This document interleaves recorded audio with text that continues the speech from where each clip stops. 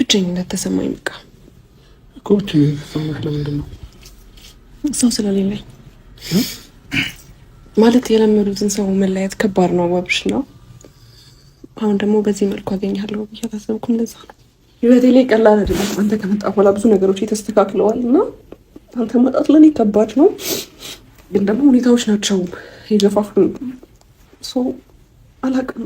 ምን ልልካች ኤርሚ ኩሽ አሁን አታልቅሽ። ታዲያ አገኘሽኝ እኮ አይ በየቀኑ ለመደብኝ መሰለኝ። ታውቃለህ ብቸኝነት ነው የምትሰማሽ? በቃ ማለት እንደዚህ ረበሻለሁ ብዬ አላሰብኩም ነው።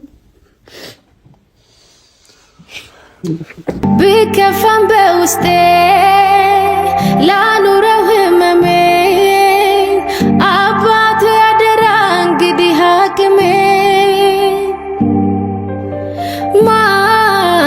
ማን አየልኝ ጠጋ ያለ የኔ ሰው አገኝ ብዬ ሰው ያጣው መሆኔ ማን ሰማልኝ ቀርቦ ከሚስጥሬ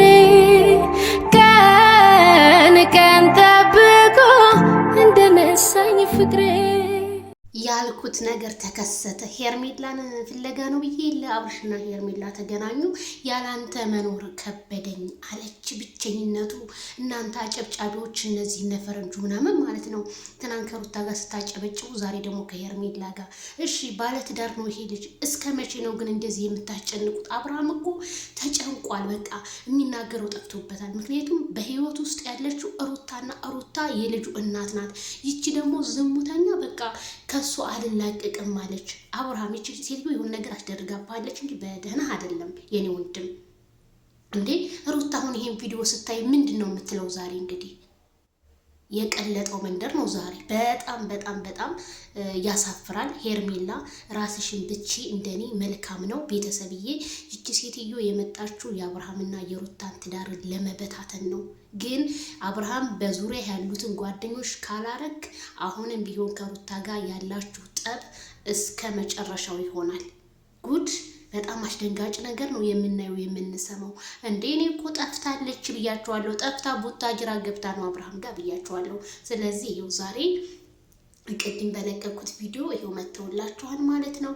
እስኪ ኮሜንታተሮች ፍረዱ። እኔ እንጃ የአንድን ባለትዳር አብርሃም አሁን ምንም ጥፋት የለበትም፣ ግን ይኸው ቅፍ አደረጋት። ተው አብርሃም ተው፣ እንደሱ ቅፍ አታድርጋት። ደረት ላይ እኮ ነው ያለው አብርሽዬ፣ ተው እንጂ ለቀቅ አድርጋት። ተው ሩታ ታየችህ ሌላ ነገር እንዳይመጣ ማይክል ተው። አይ አዝማል አብርሽ።